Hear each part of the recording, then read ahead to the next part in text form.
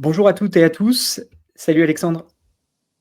Salut à toutes et tous. Merci de nous retrouver pour cette édition un peu particulière du Baromètre. Vous êtes plus de 400 à nous rejoindre aujourd'hui. Donc, merci et ravi vraiment de participer à ce format avec vous.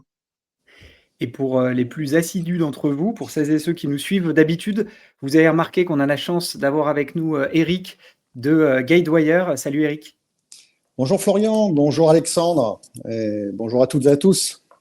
Et voilà, on a la chance d'être avec toi aujourd'hui pour parler d'innovation dans l'assurance, évidemment, de tech dans l'assurance, avec ce double enjeu qui est dans le titre, préparer le demain et l'enjeu, évidemment, que tout le monde connaît du passage à l'échelle.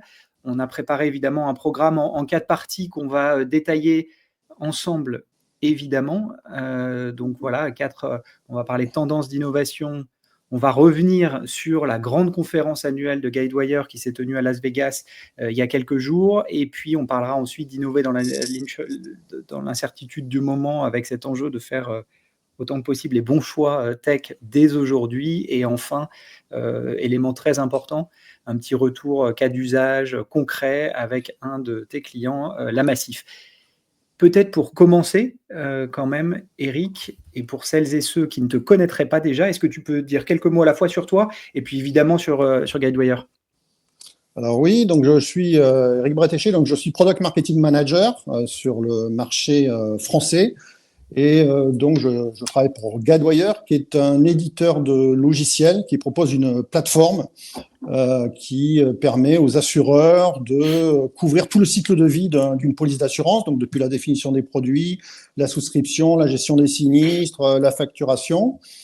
C'est une plateforme cloud qui est ouverte, modulaire, et qui a été aujourd'hui adoptée par 570 assureurs dans 43 pays. Donc, ça nous permet de proposer une plateforme qui permet aux assureurs de ne pas réinventer la roue sur les grands invariants et qui leur permet d'avoir cette agilité pour lancer des produits et opérer, quoi.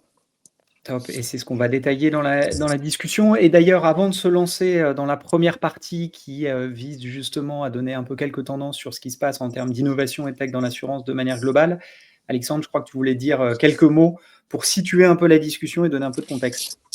Exactement, oui, c'est déjà bien de poser le contexte et d'expliquer ce qui nous a donné aussi, nous, l'idée de proposer ces sujets aujourd'hui. 2025, 2026, je pense qu'on est dans un monde, ça surprendra personne que je dis ça, mais qui bouge très vite. De tous les côtés, il y a des nouveaux risques qui apparaissent. On parlait du climat, du cyber, aujourd'hui l'IA aussi qui est vue sous la facette risque émergent. Il y a le contexte géopolitique évidemment qui est extrêmement tendu. Tout ça fait que ces risques sont de plus en plus interconnectés et que face à ça, le secteur de l'assurance, il a, je pense, plus que jamais besoin d'innover. Contexte de polycrise, c'est ce terme qui revient de manière récurrente, qui s'impose, qu'on retrouve notamment dans toutes les éditions des rapports du AXA Future Risk Report notamment. Et donc dans ce contexte, les modèles traditionnels, donc les façons historiques, séculaires même de faire de l'assurance, ne tiennent plus, elles sont remises en question. On voit, je parlais du climat, on voit des assureurs qui se retirent carrément de zones parce qu'elles sont plus assurables, les modèles ne tiennent plus. Sur l'IA, je crois que tu as partagé un article cette semaine, Flo, un article du Financial Times qui met en lumière le retrait de 3 assureurs américains qui ont demandé à ce qu'il y ait des exclusions sur les sinistres liés mettant en cause des IA génératives. Donc on voit qu'il y a beaucoup de questions qui se posent. Les assureurs, ils sont volontaires, je pense, dans cette manière, dans cette volonté d'innover. Ils sont volontaires. On voit les statistiques sur l'adoption de l'IA générative. Ça a été un des secteurs les plus proactifs là-dessus. Malgré ça, on voit qu'il se pose des questions et que c'est pas simple de trouver des résultats tangibles. Je trouve, ils sont freinés dans cette capacité aujourd'hui à passer à l'échelle. Ça, c'est des sujets qu'on va pouvoir creuser ensemble. Alors que pourtant, l'innovation, je pense, la maîtrise de la data, des nouvelles technologies, de l'IA, dans cette technologie se trouve, je pense, une grande partie des réponses aux enjeux du moment. Donc sur le terrain aujourd'hui, on voit beaucoup d'expérimentations, mais peu de projets encore qui sont réellement industrialisés. Donc passage à l'échelle encore une fois. Les questions aujourd'hui, c'est comment on peut faire pour faire mieux en fait. Comment on peut s'améliorer, comment on peut passer à l'échelle et trouver cet impact tangible pour répondre à la fois aux défis du moment, ceux de 2025-2026, mais aussi préparer demain, parce que demain, il y a un voile d'incertitude à plein de niveaux pour le secteur. Donc, c'est toutes ces questions qui nous ont donné l'idée de ce live aujourd'hui. Et je pense que pour commencer, justement, comme je disais que ça va très, très vite, ça peut être intéressant de faire un point à la fin 2025. Voilà, on arrive à la fin de l'année, c'est toujours une bonne période aussi pour faire ces petits bilans, prendre des instantanés du paysage. Donc voilà, Flo, je vais te passer la parole pour que toi, tu nous livres un peu ton regard sur ces tendances d'innovation dans l'assurance, à la fois côté corporate et à la fois aussi côté InsurTech startup. Oui, exactement. Justement, je voulais commencer par ça, en disant qu'il y avait, à mon avis, deux manières de regarder l'innovation et la tech dans l'assurance. Il y a évidemment de notre fenêtre en tant qu'investisseur dans la tech du côté startup, mais je voulais commencer plutôt du côté des enjeux des grands groupes. Ça permettra aussi d'entendre justement Eric sur certains enjeux tech et infrastructure là-dessus. Et je pense qu'il y a trois enjeux auxquels font face les assureurs aujourd'hui. Le premier, c'est un enjeu de croissance. C'est-à-dire qu'après des années où voilà, la croissance a été dirigée, il me semble, par l'augmentation des prix, il y a eu beaucoup d'inflation de manière globale, l'assurance notamment, on revient à des niveaux qui sont plus historiques. Donc il y a ce défi de comment on continue à grossir, et on en reparlera après avec cette opportunité d'aller lancer des nouveaux marchés, que ce soit des nouveaux produits d'assurance ou aller cibler des nouveaux segments de clients aussi. Donc c'est cet enjeu de la croissance. Il y a un autre enjeu qu'on entend quand même très régulièrement, qui est l'efficacité opérationnelle, ou comment faire mieux avec ce qu'on a déjà, comment la technologie permet à tout un chacun d'être plus efficace au quotidien, avec un enjeu notamment sur les infrastructures cœur. On entend souvent parler de legacy, voilà, avec les systèmes IT qui datent des années 60 ou 70 pour certains acteurs, avec cet enjeu de comment je continue à opérer de manière efficace sur ces sujets-là, comment je peux basculer vers des infrastructures justement qui sont peut-être plus flexibles, plus modernes et moins coûteuses de manière générale. Et puis, et d'ailleurs c'est là-dessus peut-être que je voulais tendre une première perche, Eric, comment toi tu vois de ta fenêtre chez Guidewire, cet enjeu justement, peut-être enjeu et défi même pour les DSI vis-à-vis du legacy. Comment tu perçois ce challenge-là? Oui, on arrive dans une période intéressante. Effectivement, si on regarde comment s'est construit en fait ce legacy chez les grands assureurs, faut remonter pratiquement il y a 40 ans, hein, lorsqu'ils ont commencé effectivement à informatiser des processus qui étaient des processus manuels à base de papier. Donc, il y a eu cette grande phase d'informatisation où les DSI ont recruté énormément d'informaticiens pour développer eux-mêmes leur système d'information. Il n'y avait pas vraiment de solution à l'époque, hein, donc c'était la période, on va dire, des pionniers. Ils ont tout développé eux-mêmes. À l'époque, c'était des systèmes basés sur des mainframes COBOL avec un système de transactionnel. Si vous vous rappelez un peu ces vieux écrans verts. Pour les mises à jour, c'était des batchs de nuit qui tournaient toute la nuit. Et puis ensuite, les assureurs ont dû s'adapter progressivement aux grands changements de paradigme, les grandes vagues technologiques. Il y a eu d'abord le client-serveur, après il y a eu les architectures web, ensuite il y a eu le cloud, le big data, et maintenant on arrive à l'intelligence artificielle. Et à chaque fois, les assureurs ont été confrontés à ce défi d'intégrer les nouvelles technologies. Et ça s'est fait souvent en rajoutant des couches logicielles les unes sur les autres. Et on arrive aujourd'hui avec des systèmes d'information qui sont extrêmement fragmentés, complexes, énormément de couches logicielles. Ce sont des systèmes qui coûtent cher à maintenir et dont les modifications sont très complexes en fait. Donc les assureurs ont progressivement perdu un peu en agilité et cette capacité de pouvoir facilement modifier leur système d'information pour les aligner sur les enjeux stratégiques, quoi. Donc on arrive aujourd'hui dans cette situation, voilà, avec des systèmes extrêmement fragmentés, difficulté d'accéder parfois aux données et nécessité d'intégrer ces nouvelles technologies avec voilà, cette intelligence artificielle qui arrive aujourd'hui. Ouais, et puis on va évidemment parler d'intelligence artificielle, mais pour rebondir sur la terminologie et l'enjeu de la donnée, c'est vrai que ça résonne peut-être avec le troisième pilier de l'innovation du côté, ou en tout cas du troisième défi pour les assureurs aujourd'hui, c'est de faire face aux risques émergents. Donc évidemment, on met dans cette catégorie-là le climat, le cyber, le passage aux véhicules électriques, l'intelligence artificielle également, tous ces enjeux où finalement ces risques qui n'existaient pas ou peu dans le passé, qui sont en train de monter en puissance et pour lesquels peut-être les modèles traditionnels ne s'appliquent pas forcément et sur lesquels il faut penser peut-être différemment. Donc voilà, ça c'est les trois enjeux, je dirais, du côté grand groupe. Et puis du côté startup, qui est un peu le côté offre finalement, c'est qu'est-ce qu'on voit en termes de tendance. Je pense qu'il y a un élément dont on est tous conscients parce qu'on le lit au quotidien, c'est un retour peut-être à la normale en termes d'investissement. Donc il y a eu des années folles, 2021-2022, et puis voilà, on revient à un niveau un peu plus historique. Et donc il y a deux manières de regarder ça. C'est soit de se dire que le verre est à moitié vide ou il est à moitié plein. Chacun se fera une conviction là-dessus. En revanche, et pour nourrir la discussion, nous, on a cherché à regarder d'une manière un tout petit peu différente, c'est comment l'argent a été investi pendant ces différentes phases. Donc on a regardé tous les deals InsurTech annoncés en Europe, pendant la phase que je qualifierais d'euphorie 2019-2022, et puis finalement, depuis 2024, comment les choses ont évolué. Et en fait, ce dont on se rend compte, c'est que pendant la première vague, plus 2/3 des fonds ont été investis dans uniquement 2 modèles en termes de positionnement sur le marché. Des startups full stack, donc c'est des insurtech qui avaient un agrément d'assureur, et puis un acteur à lui-même, WeFox, c'était un exemple, et puis beaucoup d'acteurs qui faisaient de la distribution directe en ligne.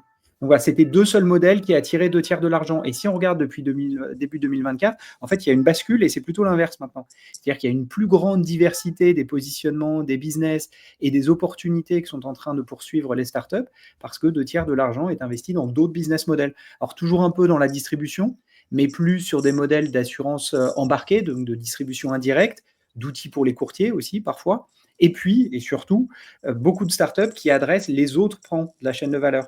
Donc la partie souscription, la partie produit, la partie gestion de sinistre, on reviendra sur tous ces aspects-là. Donc c'est une autre manière de regarder ça et de se dire, en fait, c'est des nouveaux modèles très différents qui sont en train d'être financés aujourd'hui par rapport à ce qu'ils ont été dans le passé, peut-être des modèles plus efficaces aussi, parce que, et ça rejoint une autre tendance en termes d'innovation de manière générale, pas que dans l'assurance, c'est la bascule du marché VC, startup, de la croissance à tout prix. Le but, c'était de grossir le plus vite, peu importe combien ça coûtait, on levait des tours toujours plus importants pour courir derrière les chiffres, à quelque chose de plus raisonnable et qui résonne, à mon avis, plus avec la mécanique même de l'assurance, c'est la croissance rentable. Il ne s'agit pas de vendre des polices d'assurance, il s'agit de construire des portefeuilles qui sont rentables sur le long terme, évidemment. Donc ça, c'est aussi une bascule qui fait que les startups lèvent peut-être un petit peu moins d'argent, s'appuient un peu plus sur leurs clients et pas uniquement sur leurs investisseurs. Donc ça peut aussi expliquer pourquoi, en termes d'investissement, on a vu une certaine baisse ou un retour à la dynamique historique de manière générale. Et puis une autre tendance, et là-dessus, je vais peut-être te passer la parole, Alexandre, c'était clairement le M&A. Donc le rachat entre startups, entre grands groupes, en tout cas de la tech, c'est quelque chose qu'on a vu s'accélérer, même décoller, je dirais, ces derniers temps. On l'attendait un peu depuis plusieurs années. À chaque fois, notamment tous les deux, on en parlait quand on va arriver cette vague de M&A, parce que de manière logique, si on prend l'historique de l'écosystème InsurTech en tant que phénomène, ça a une dizaine d'années, une grosse dizaine d'années. Donc, on arrive à un stade au bout de 10 ans où la recherche d'un exit, ça devient une solution logique aussi pour ces entreprises de la première heure, pour les fondateurs, pour les investisseurs également. Donc, on guettait ça du coin de l'œil. Et ça se matérialise vraiment en 2025. Là, je mettais sur la slide 53 deals à date. Pour donner un ordre d'idée, c'est du jamais vu au niveau M&A dans l'InsurTech depuis 2022. Et comme tu le disais, et soulignais à juste titre, 2022-2025, on n'est plus dans les mêmes dynamiques.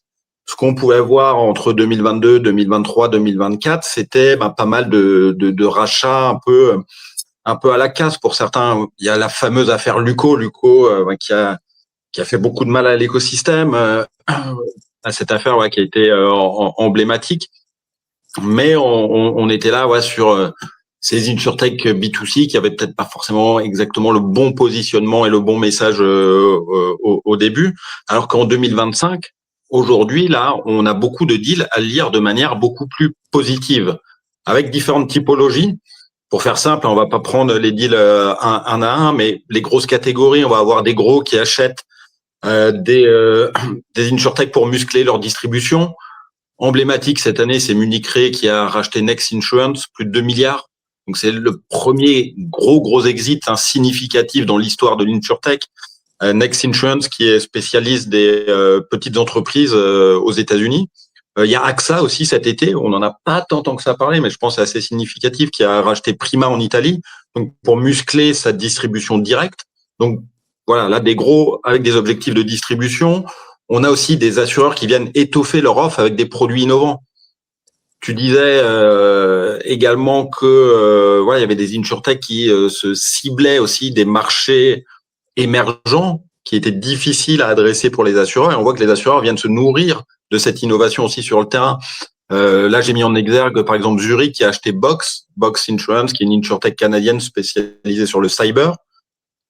En France, on a des exemples aussi. Hein. Je pense, je sais pas, par exemple, à Malakoff qui rachète pas mal de startups spécialisées dans l'épargne. Gédéon sur le PER, mon petit placement. La semaine dernière, il y a April aussi qui a acheté Promis, une insurtech spécialiste du légal, des avocats, voilà, qui sont vraiment sur des niches.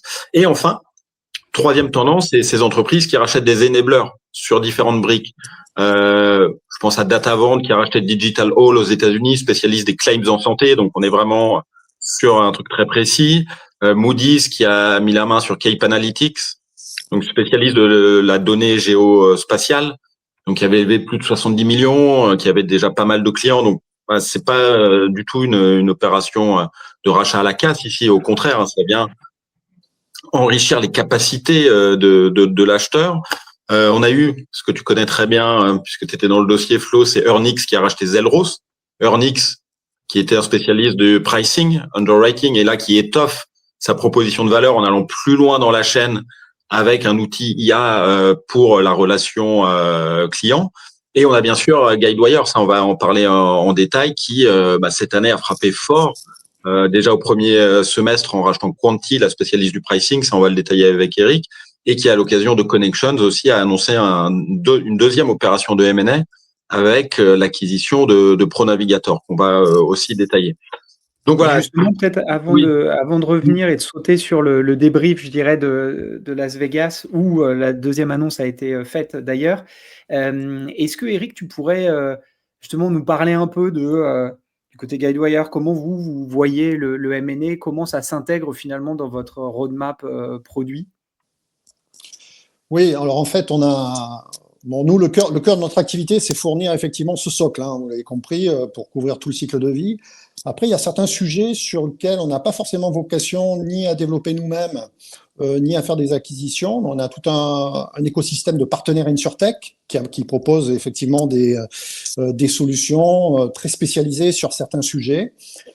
Et puis après, il y a certains sujets sur lesquels on a une demande de nos clients qui deviennent de plus en plus stratégiques. C'est le cas du pricing, par exemple, et qui concerne tous nos clients. Et sur ce sujet-là en particulier, non seulement ça concerne tous nos clients, non seulement c'est un sujet stratégique, mais en plus, ce sont des solutions pour lesquelles on a besoin d'avoir une intégration beaucoup plus intime avec la plateforme et l'ensemble des produits qui la composent.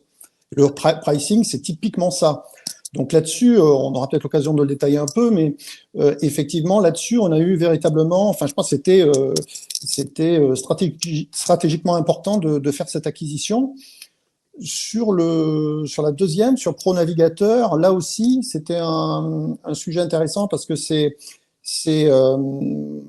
on en parlera, c'est un irritant qui concerne tous les assureurs. Donc, et justement, qui s'intègre au cœur des processus. Donc là aussi, il y avait une logique à faire cette acquisition parce que ça nous permet d'apporter de la valeur instantanément à tous nos assurés. Sur d'autres sujets, comme je disais, ça ne concerne pas forcément tous nos assureurs. Ça intéresse certains. Et pour le coup, on a cet écosystème avec notre marketplace et avec nos intégrations. Et donc, on accompagne cet écosystème d'InsurTech, on va dire, depuis les phases très préliminaires. Une InsurTech, par exemple, qui va développer son business model, qui a besoin justement de le valider, d'être en contact avec des assureurs. Donc là-dessus, on a un programme qui s'appelle le programme Vanguard, avec lequel justement on accompagne ces InsurTech depuis les phases préliminaires jusqu'à un peu la validation de leur business model. On les présente à nos clients assureurs. Et puis, lorsque le business model est un peu plus mature, qu'il commence à y avoir un marché, qu'il commence à y avoir un véritable intérêt, ils passent dans notre programme Guidewire Connect avec un connecteur intégré. Ils sont visibles dans la marketplace. Ils participent à nos événements, par exemple comme Connection. Et ce sont des intégrations qui sont disponibles pour tous nos clients assureurs et qui leur permettent de gagner du temps dans l'intégration de ces technologies, quoi. Donc voilà, on a toujours cet écosystème d'InsurTech dans notre marketplace et sur certains sujets particuliers, on a vocation parce que ça intéresse tous nos assureurs, parce que c'est un sujet extrêmement important et qu'il y a surtout un besoin de plus fort d'intégration avec l'ensemble de la suite. Et là, une logique d'acquisition fait sens. Top, et ça nous permet justement de faire un lien direct avec la deuxième séquence, puisque cette annonce, la dernière acquisition a été faite à Las Vegas, justement lors de l'événement annuel Connexion. Eric, tu y étais, et Alexandre, tu avais la chance d'y être aussi, donc je te laisse la parole là-dessus pour nous parler un peu de l'événement. Ouais, j'ai eu la chance en effet de participer pour la deuxième année consécutive à Connections, la grand-messe de Guidewire aux États-Unis. Et on peut le dire, on n'a pas été déçus cette année avec beaucoup de changements, une perception différente autour de l'IA, de la vision et des actions de Guidewire. Pour faire simple, il y a un an, quand j'étais à Nashville, on parlait beaucoup du cloud. Oui. Guidewire était satisfait parce que 50% de ses clients avaient enfin basculé dans le cloud. Voilà, c'était la grosse annonce. On commençait à parler d'IA, bien sûr, mais ça restait au stade un peu exploratoire. Voilà, on était dans la prospective avec des premières features qui étaient développées.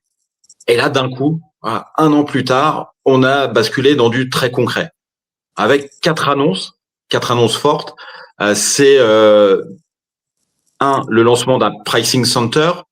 Pricing Center, en fait, qui repose sur le savoir-faire de Quanti. Donc là, il y a un lien avec le M&A. Tu disais, Eric, j'ai retenu ça, tu disais, les besoins sont plus forts. Et oui, en un an, on a vu que les besoins étaient plus forts côté assurance, qu'il fallait aller plus loin pour Guidewire, plus simplement rester une plateforme de core system, mais devenir un acteur qui est capable de proposer du service en plus. D'où l'intégration directement dans la plateforme d'un pricing center. Donc ça, on en a beaucoup parlé. Ça a alimenté les discussions durant les 3 jours à Vegas. À côté de ça, il y a eu le déploiement aussi d'une solution underwriting, donc de souscription dopée ici aussi à l'IA générative sur un mode IA agentique. On en parle aussi beaucoup de ce concept d'IA agentique pour s'inscrire dans la dynamique un peu de souscription augmentée qu'on voit prendre forme un peu dans tout l'écosystème. Ça, c'est un gros sujet, la souscription. Flo, on le suit depuis longtemps, mais on voit que ça monte en puissance, avec notamment des acteurs qui se spécialisent, qui montent fort là-dessus. Je pense notamment à Federato, des Américains. Là, ils viennent de lever 100 millions la semaine dernière. Donc, voilà, ça montre que voilà, on a des vrais sujets ici. Donc, on a Pricing Center, Underwriting Center. Guidewire aussi a incorporé pour mettre à disposition des briques de services d'IA générative qui donnent aux utilisateurs la possibilité de s'approprier justement les pouvoirs de cette technologie en créant notamment leur propre workflow à base d'IA. Donc ça, c'était la 3e annonce. Et la 4e, c'est cette 2e opération de M&A de l'année avec le rachat de ProNavigator, donc une insurtech canadienne qui, elle, propose des solutions qui aident les professionnels en fait du secteur sur différents métiers à trouver rapidement les bonnes informations dans les bases de données au quotidien. Donc voilà, ça fluidifie les process, ça fait gagner en efficacité opérationnelle. Donc ouais, on voit clairement que Guidewire a passé la vitesse supérieure cette année. Eric, je vais te repasser la parole pour que tu puisses commenter un peu ces nouveautés et nous dire comment ces briques s'incorporent dans la stratégie globale de Guidewire en 2025 et a fortiori donc en 2026 pour les mois à venir. Oui, ben tu l'as très bien commenté et très bien constaté. Si tu veux, la différence entre l'année dernière et la version de cette année, l'année dernière, on était effectivement dans l'accompagnement des assureurs sur cette modernisation des systèmes d'information et le fait de les mettre en capacité justement de retrouver toute l'agilité nécessaire pour intégrer les innovations et aller de l'avant. Donc, bien entendu, le sujet est toujours de la modernisation, le passage au cloud est toujours un sujet d'actualité et c'est un sujet qui est, on va dire, ongoing. On a euh, la, la plupart des assureurs qui sont dans cette phase de modernisation aujourd'hui. Mais le thème de cette année, c'était de se dire, une fois qu'on a retrouvé cette agilité, qu'on a une plateforme agile qui permet d'intégrer les dernières innovations, qu'est-ce qu'on en fait et comment on va aller chercher beaucoup plus de bénéfices sur des cas d'usage qui nous permettent d'apporter un maximum de valeur grâce à ces nouvelles technologies, quoi. Et donc, cette année, c'était effectivement comment opérationnaliser ces nouvelles technologies et comment surtout les intégrer au cœur des processus opérationnels des assureurs. Tu mentionnais par exemple tout à l'heure ProNavigateur, c'était toi Florent qui le mentionnait aussi.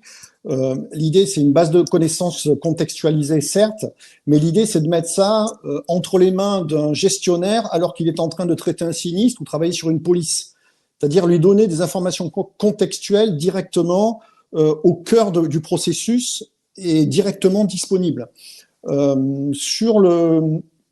Sur la partie, par exemple, souscription d'OP à l'IA gentil, comme on l'a mentionné ici, l'idée, c'est de se dire qu'il y avait certains cas d'usage ou certains processus qui avaient beaucoup résisté à l'automatisation jusqu'à présent, puisqu'il n'y avait pas les technologies qui permettaient d'aider en fait les utilisateurs sur ce processus en particulier.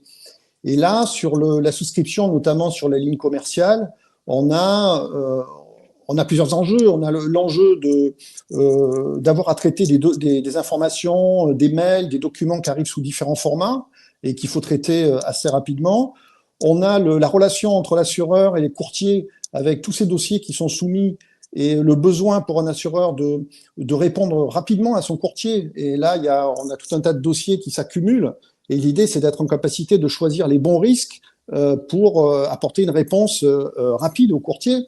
Et là-dessus, les technologies d'IA générative aident énormément et on repousse les limites de l'automatisation. Ça reste malgré tout ce processus-là, un processus encore quelque part artisanal dans le sens, c'est un art de souscrire sur des risques de ce type, mais avec ces nouvelles technologies, on arrive quand même à automatiser plus de tâches à faible valeur ajoutée pour justement réduire les délais de réponse et pour mieux sélectionner les risques.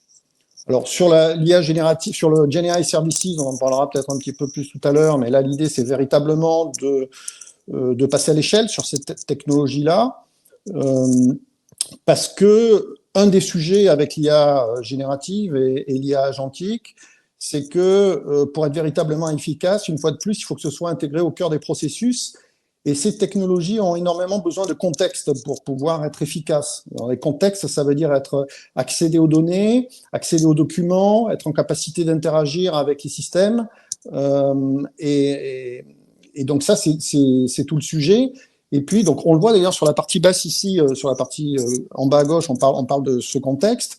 Et puis, sur la partie droite, quelque part, et c'est aussi la mission de Guidewire, c'est de proposer des technologies, mais également d'anticiper l'avenir et de faire en sorte d'avoir un niveau de conceptualisation qui fait qu'on est un peu à l'épreuve du futur et à l'épreuve d'éventuelles modifications ou évolutions de ces technologies. Donc sur la partie droite, on voit qu'effectivement, on est en capacité d'activer différents modèles de LLM, donc différents contextes sur la partie gauche, et puis en haut, cette idée d'intégrer au cœur des processus, dans les principaux cas d'usage qui sont concernés, ces agents.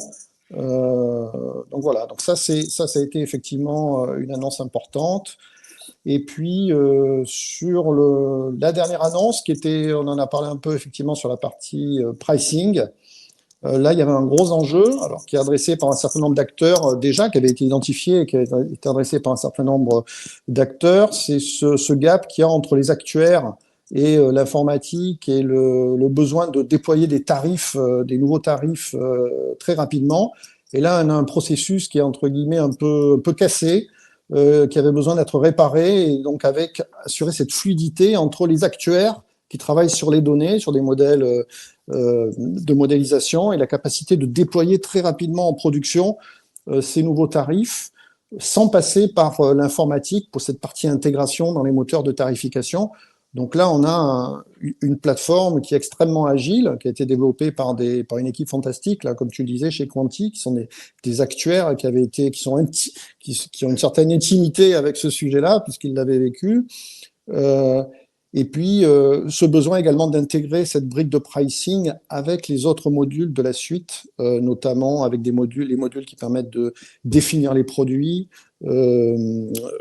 Policy Center. Donc, c'est pour cette raison qu'on a fait cette acquisition, non seulement pour fluidifier le processus, mais pour intégrer cette brique de pricing avec tous les autres modules de la suite pour fluidifier le processus et gagner en agilité, quoi. Et c'est le thème de la cour. Pardon Flo, juste pour rebondir et peut-être conclure, c'est juste ce que dit Eric. Le thème de la conférence, la baseline, je la trouvais plutôt bien choisie, c'était Intelligent and Dynamic Insurance. L'assurance désormais en mode intelligent et dynamique. Donc intelligent avec les données, la capacité à récupérer, utiliser les données, les outils, et le dynamique justement avec l'agrégation de tous ces services sur une chaîne de valeur unifiée qui confère aujourd'hui l'agilité nécessaire aux assureurs face aux défis du moment. C'est exactement ça, quoi. L'idée, c'est vraiment de mettre entre les mains de l'utilisateur, du gestionnaire qui a traité des polices, des sinistres, tous les outils pour qu'ils soient au maximum efficaces, qu'ils travaillent de façon confortable et de façon la plus efficace possible pour le bénéfice des assurés, quoi. Ouais, et d'ailleurs, ça résonne justement avec la troisième section qu'on voulait aborder, qui était cet enjeu en fait de faire les bons choix tech aujourd'hui pour se préparer à demain. Et donc, ça va résonner avec pas mal de sujets qu'on a commencé à aborder, mais l'idée là, c'est d'aller un petit peu plus dans le détail. Je pense qu'il y avait deux enjeux qui ont été pointés. Un, évidemment, sur la partie pricing, qui résonne en fait vachement avec l'enjeu qu'on voit grossir autour des nouveaux risques, hein, avec toujours ce défi. C'est des risques qui n'existaient pas ou peu il y a quelques années, sur lesquels clairement il n'y a pas de données historiques, donc la manière de fonctionner habituelle de l'assurance ne s'applique pas ici puisqu'il n'y a pas de données historiques. Et à l'inverse, c'est des défis qui ne font que grossir, donc les assureurs doivent y répondre.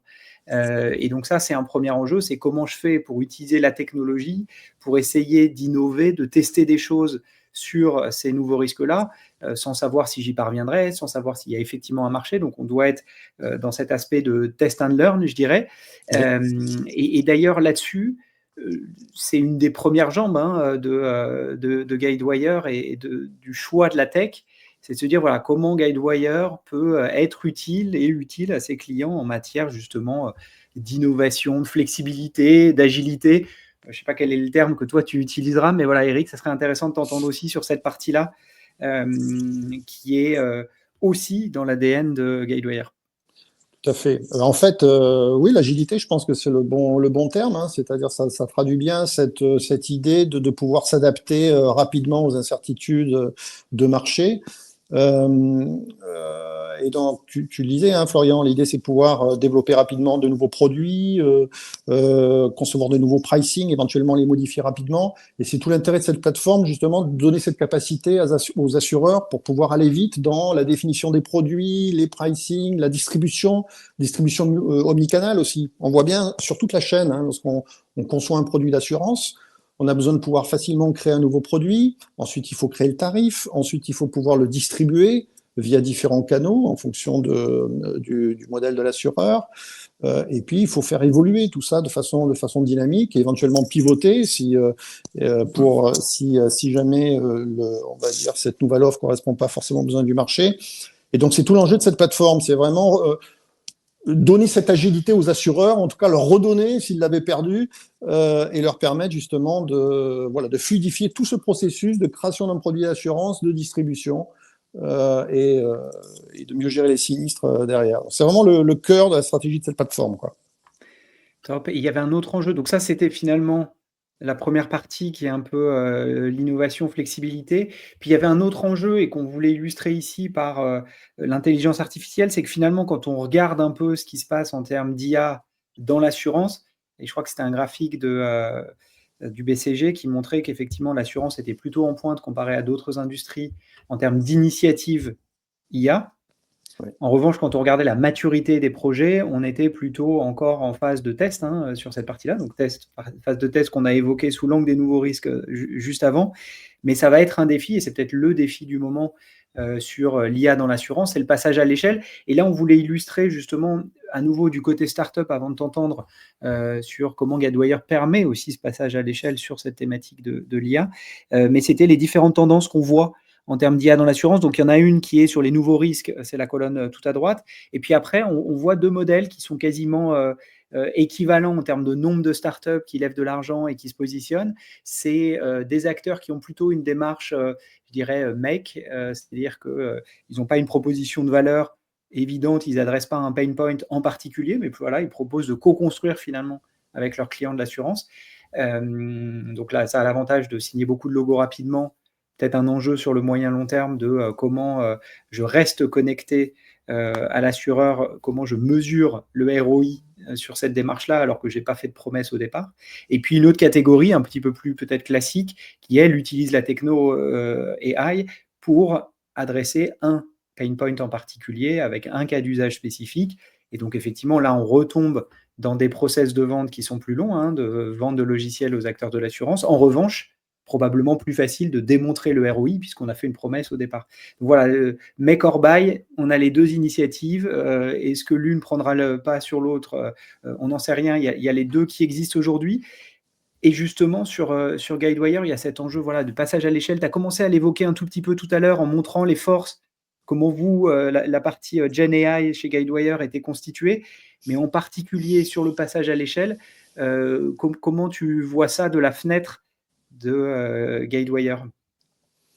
En fait, ce qu'on constate, nous, lorsqu'on entend les assureurs qui parlent de leur sujet d'innovation, de montée à l'échelle, donc il y a la première partie qui est effectivement s'acculturer à ces technologies d'IA. Donc d'une part, ils font des expérimentations dans les laboratoires d'innovation, et en même temps, ils acculturent leurs collaborateurs sur l'utilisation contrôlée de technologies d'IA générative pour des tâches de tous les jours, quoi. Et on arrive maintenant alors ils recherchent aussi des cas d'usage, mais on va, je pense, arriver dans une période où il va falloir entrer dans le dur, c'est-à-dire une fois qu'on a identifié les cas d'usage, une fois qu'on est convaincu qu'en termes de sécurité des données, gouvernance, conformité à l'IA Act, etc., on a coché toutes les cases, comment on fait maintenant pour déployer ces agents au cœur des systèmes d'information? Et là, on va, une fois de plus, arriver à buter quelque part sur les systèmes legacy. Est-ce que les systèmes legacy vont permettre de déployer en fait efficacement ces agents au sein des processus opérationnels, quoi. Alors nous, c'est typiquement... alors nous, on a 570, je le disais, 570 clients dans le monde. Ça veut dire que cette notion de passage à l'échelle, c'est non seulement passer ces technos en production au sein des processus dans notre plateforme, mais il faut qu'on accompagne nos 570 assureurs dans le monde. Donc ça nécessite une démarche industrielle pour déployer ces technologies-là au sein de la plateforme.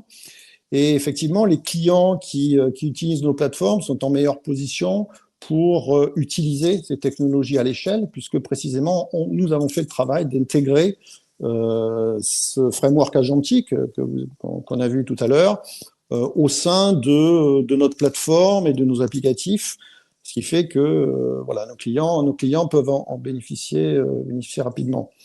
Et c'est vrai que c'est un constat qu'on fait...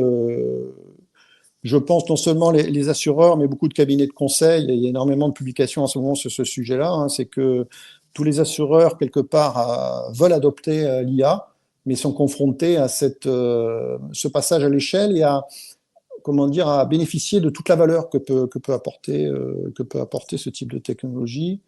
Ça me fait penser un peu dans les années 89, quand on a commencé à informatiser, on en parlait tout à l'heure en introduction, l'assurance, et où il y avait un prix Nobel d'économie qui s'appelait Robert Solow, qui disait on voit des ordinateurs de partout, sauf dans les statistiques économiques. Parce qu'il faut entre le moment où une nouvelle technologie arrive et le moment où il y a de la valeur, il y a un certain temps qui doit s'écouler. Et donc nous, on accélère justement cette capacité de monter à l'échelle. ces technologies qui sont intégrées au sein de la plateforme bénéficient, comme tous les autres services, de cette capacité de sécurité, puisqu'ils sont sur la même plateforme, la sécurité, la traçabilité, la scalabilité. Donc tout ceci est assuré par l'intégration même dans la plateforme et par l'intégration au cœur des applications pour que les utilisateurs du logiciel puissent utiliser ça à l'échelle. Donc ça, je pense que c'est un enjeu qui va arriver. Ça va être une année très intéressante de voir comment les assureurs vont pouvoir passer à l'échelle, intégrer ça au cœur de leur processus, en collaboration avec leur DSI, avec les systèmes existants, quoi. Il y a une expression, pour rebondir sur ce que tu dis, que je trouve assez parlante, c'est celle du purgatoire d'époque. Oui, C'est-à-dire que tout à fait. aujourd'hui, voilà, on a, selon les évaluations, mais entre 5-10% maximum peut-être des cas d'usage qui passent à l'échelle. Mais tu l'as bien précisé, il y a des enjeux et un équilibre fin à trouver qui est pas simple à aller chercher, avec la nécessité de se sécuriser sur plein de paramètres, l'usage de la donnée, être robuste pour continuer à pérenniser son business actuel, c'est fondamental aujourd'hui, mais aussi trouver cette marge de manœuvre pour avoir de l'agilité et itérer, se tromper aussi, c'est important quand on parle de nouveaux risques, de choses complètement nouvelles, il faut avoir cette capacité à se tromper. Et c'est ce que je trouve intéressant dans la démarche et dans la proposition de valeur Guidewire, c'est que c'est un partenaire qui peut proposer ces deux dimensions. Tout à fait, tout à fait. Il faut garder en tête aussi parce que dans les salons, les séminaires, on entend beaucoup parler de ces technologies. Faut toujours prendre un peu de recul par rapport au cycle. J'ai toujours en tête, moi, ce hype cycle de Gartner, qui explique comment une nouvelle technologie arrive sur le devant de la scène, tout le monde en parle, et puis après, il y a une phase un peu de déception, parce que quand on commence à toucher un peu à la technologie, on se dit, tiens, c'est peut-être pas assez mature, pas assez scalable, pas assez industrialisé. Et puis ensuite se passe un certain temps où les fournisseurs de solutions industrialisent, précisément font passer ces technos à l'échelle, et ensuite on arrive sur ce fameux plateau de productivité où les grandes organisations intègrent ces technologies au cœur de leur processus et en tirent toute la valeur. Donc là, quelque part, voilà, on est un peu on entend déjà un discours un peu déceptif pour ceux qui ont touché ces technologies, qui se disent finalement, on avait mis beaucoup d'espérance et puis c'est pas encore mûr, on a du mal à tirer la valeur, mais il faut savoir que derrière, voilà, il y a des industriels et des fournisseurs de solutions qui font un travail de fond et pour arriver justement à ce plateau de productivité. Et voilà, c'est ce sur quoi on travaille, nous, Guidewire, c'est industrialiser ces technos, les intégrer dans la plateforme pour en faire bénéficier nos clients à l'échelle, quoi. Justement, en parlant de clients, ça nous amène à évidemment la dernière section qu'on souhaitait évoquer, qui n'est pas la moins importante, parce qu'on a évoqué pas mal de tendances, pas mal de tech, pas mal de sujets, mais au final, je pense que ce qui intéresse aussi beaucoup l'audience, c'est les résultats concrets. Et il y a un cas en particulier sur lequel tu voulais revenir. L'avantage, c'est que c'est un exemple français et relativement récent. Est-ce que justement, tu peux nous donner quelques éléments sur le contexte, voilà, et la relation qu'il y a eu entre Guidewire Massif avant de s'arrêter plus précisément sur les bénéfices et le ROI. Voilà, déjà un peu de cadrage pour qu'on comprenne de ce dont il s'agissait dans le cadre de ce partenariat et ce travail commun entre Guidewire et Massif. Tout à fait. J'aime beaucoup Massif, c'est une mutuelle dynamique avec une culture incroyable. Donc, c'est vrai qu'on a beaucoup de plaisir à accompagner la Massif. Ce qui est intéressant, c'est de voir les raisons pour lesquelles ils sont lancés dans un projet de transformation de ce type.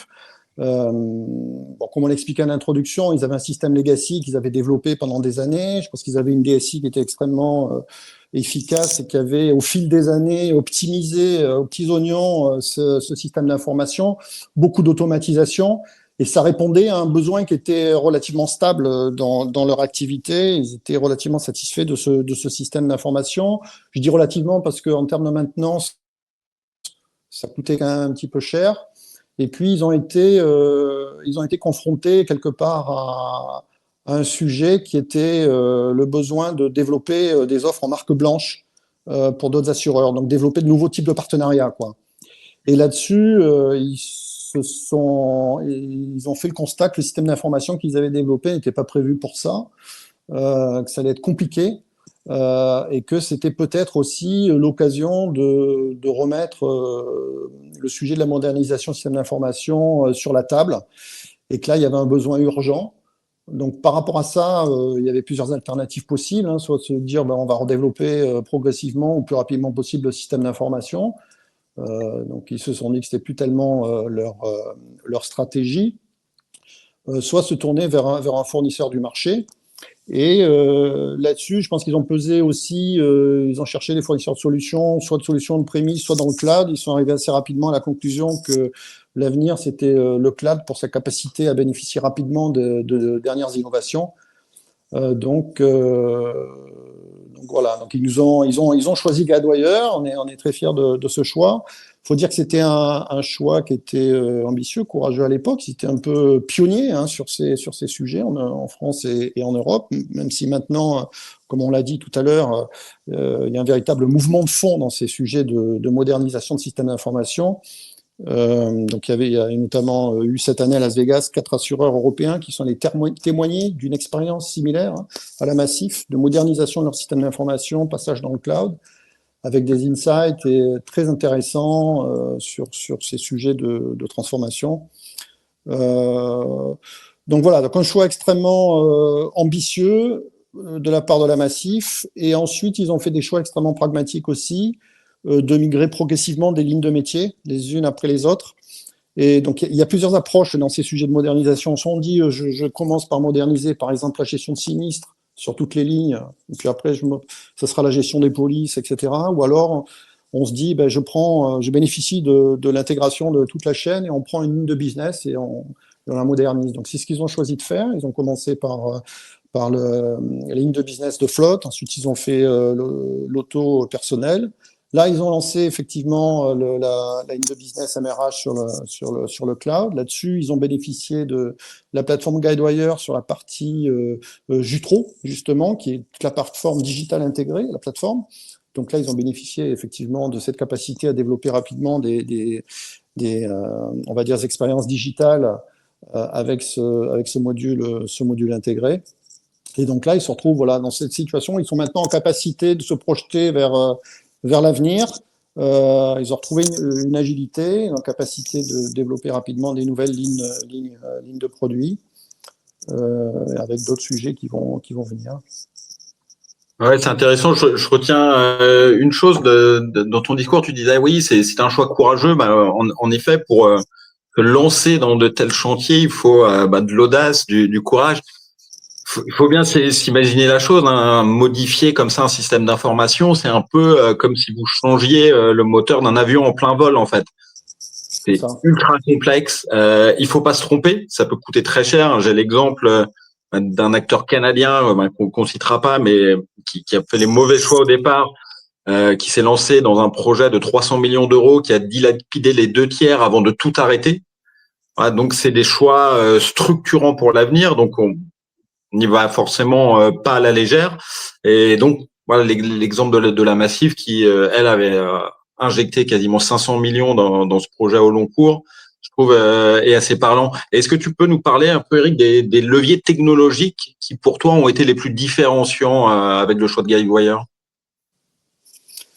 Alors, les leviers technologiques, je pense qu'il y a cette idée de se dire, est-ce qu'on va dans le cloud ou pas dans le cloud? Je pense que cette réflexion sur le cloud, elle était importante parce que, justement, ils voulaient avoir cette capacité dans un avenir où les innovations technologiques s'accélèrent, avoir une plateforme qui leur permette de bénéficier très rapidement des dernières innovations. Et ça, c'est ce que permet le modèle cloud, hein, contrairement à des modèles on-premise où on a une version qui est assez stabilisée pendant 3-4 ans, et tout projet de montée de version prend énormément de temps.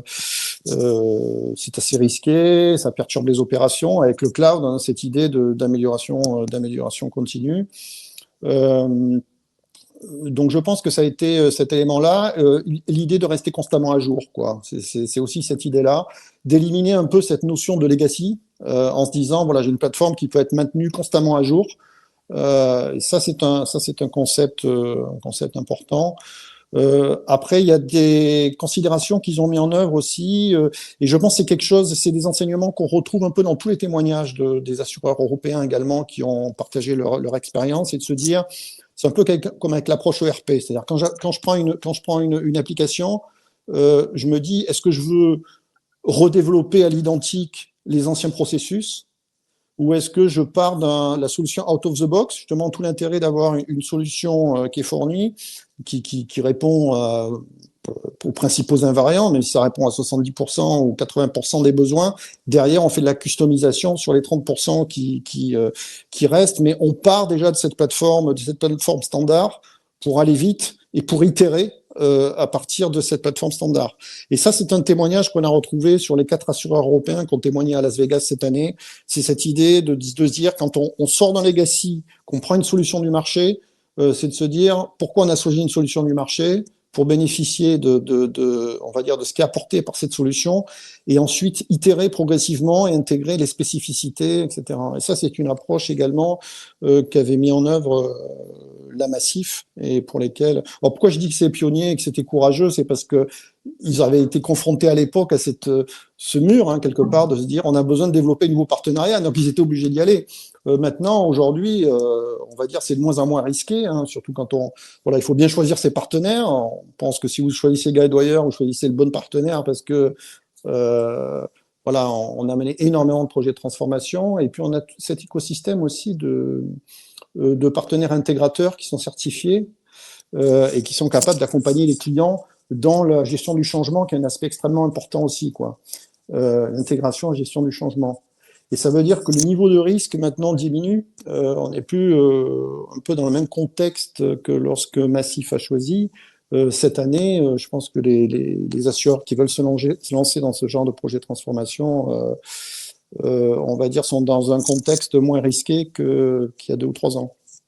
Ouais, quel sera ton message dès lors, juste en un mot, en une phrase, le message que tu aurais à leur passer justement à ces assureurs à l'aube de 2026? C'est toujours bien à l'aube d'une nouvelle année de pouvoir leur dire un petit mot. J'ai essayé de faire passer le message un peu subtilement, mais je pense que c'est qu'effectivement, cette modernisation du système d'information, ça va devenir indispensable. C'est un mouvement de fond. C'est un sujet qui, comme je disais, qui est de moins en moins risqué. Il y a énormément de retours d'expérience, énormément de savoir-faire accumulé à la fois chez les fournisseurs de solutions comme Guidewire, mais aussi dans l'écosystème comme je disais, de partenaires, d'intégrateurs. Ils ont mis en place des méthodologies qui sont affinées, des démarches, une expérience sur ce qui marche pas, les meilleures pratiques. Donc on arrive aujourd'hui dans une situation où ce sont des projets alors je dis pas que c'est des projets négligeables, parce qu'on parle quand même du transformation du système d'information au cœur d'un assureur, mais on va dire la barrière de risque est beaucoup plus basse. Aujourd'hui, on peut se lancer dans ce type de projet avec confiance, à condition de choisir les bons partenaires. Je pense qu'il faut pas trop traîner non plus, parce que quelque part, le rythme des innovations s'accélère, et ça devient de plus en plus compliqué d'intégrer de nouvelles technologies qui vont arriver encore sur un système mainframe qui a été développé il y a 40 ans, écrit en COBOL. Donc, je pense que cette année va être intéressante. Ça va être la période des grandes décisions, je pense, où un assureur va devoir se poser la question de savoir, est-ce que je continue à rajouter des couches autour de mon mainframe, ou est-ce que c'est le moment peut-être de se lancer dans un chantier de transformation pour se préparer à l'avenir, quoi. Yes, top. Je pense que c'est un bon mot de la fin, en l'occurrence. Je vois que l'heure tourne. Et c'est un bon résumé sur les enjeux, pas que tech justement, mais transformation plus largement, des bonnes pratiques avec ce que tu as évoqué pour Massif, des bonnes questions à se poser pour les uns et les autres sur la base de tous les enjeux qu'on a discutés aujourd'hui. Écoute, Eric, merci énormément pour toutes ces infos, ces petits secrets, ces bonnes pratiques en matière de tech, d'innovation dans l'assurance, pour être à l'heure aujourd'hui, mais aussi et surtout pour se préparer à ce qui arrive devant. Donc, merci beaucoup pour ton temps et tous ces insights. Merci Florent, Merci Eric, pour l'invitation. Merci beaucoup. Et évidemment, merci Alex d'avoir co-animé, co-challengé ce débat. Comme d'habitude, on se retrouve tous très bientôt pour des nouvelles infos, nouvelles tendances et des nouveaux échanges avec vous toutes et vous tous. Vous avez été encore hyper nombreux et nombreuses aujourd'hui, donc merci beaucoup à la fois pour votre fidélité. Et puis, s'il y a des thèmes que vous aimez, s'il y a des sujets que vous souhaitez creuser, évidemment, n'hésitez pas à contacter Eric ou les équipes Guidewire en France. Elles sont présentes sur les réseaux et elles se feront un plaisir d'échanger avec vous. Et puis, si vous avez des thèmes que vous souhaitez qu'on aborde prochainement, évidemment, ça, vous pouvez aussi nous le dire avec Alexandre. On sera ravis d'intégrer ça à nos prochains baromètres. Merci à tous les deux. Merci à toutes et à tous. Ouais, et surtout, n'oubliez pas, on va avoir les replays qui vont arriver à la fois sur LinkedIn, sur les chaînes YouTube. On va avoir des capsules. Donc voilà, si le contenu vous a plu, vous a paru pertinent, n'hésitez pas aussi à le diffuser autour de vous, dans vos réseaux, auprès de vos collègues, partenaires. Voilà, ce sera très apprécié aussi. Merci beaucoup et à très bientôt. Merci, bonne journée. Au revoir.